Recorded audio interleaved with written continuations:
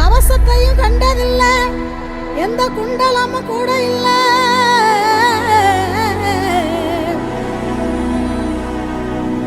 வாள் தூக்கி நின்னா பாரு, வந்து சண்டை போட்ட எவனும் இல்ல.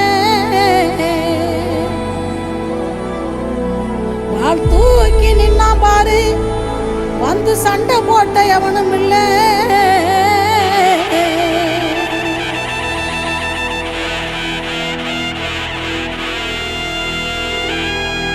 கண்ட வர சொல்லுங்க, கண்ணனை கையோட கூட்டி வாருங்க.